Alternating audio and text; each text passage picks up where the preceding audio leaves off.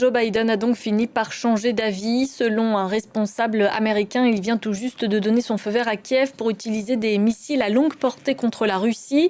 Cela faisait des mois que le président ukrainien Volodymyr Zelensky réclamait de pouvoir utiliser des armes américaines pour frapper des cibles militaires sur le territoire russe. On en parle avec vous, Sonia Dridi. Vous êtes notre correspondante à Washington. C'est un changement fondamental dans la politique américaine de Joe Biden?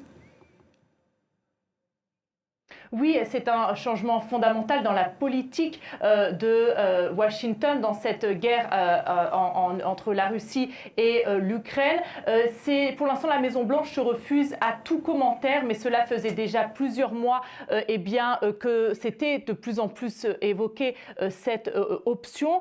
Cette décision prise par Washington, en effet, répond à une demande de longue date du président ukrainien de pouvoir utiliser des armes américaines pour frapper des cibles militaires en Russie. Alors ça a été une décision difficile à prendre pour Joe Biden, selon certaines sources proches de la Maison-Blanche qui se sont confiées au New York Times, et notamment parce que ses conseillers étaient divisés sur la question. Certains craignent que cela représente une escalade majeure dans le conflit, que des installations militaires américaines puissent être prises pour cible par la Russie, mais le président américain se serait notamment décidé en réponse au déploiement dans la région russe de Koursk de troupes nord-coréennes pour lutter contre l'armée ukrainienne. C'est vraiment ce déploiement de troupes nord-coréennes qui aurait fini de convaincre le président américain d'autoriser l'Ukraine à donc utiliser des missiles de longue portée de fabrication américaine pour frapper en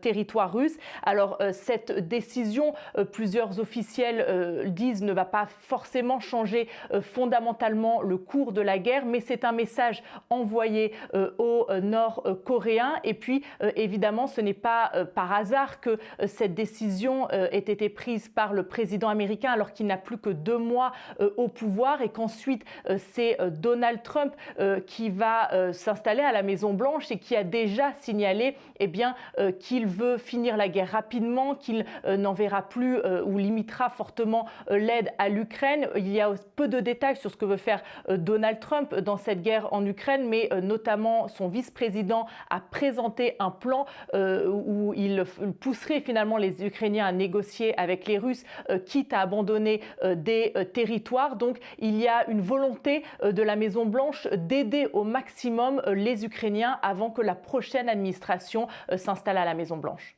Sonia Dridi en direct de Washington.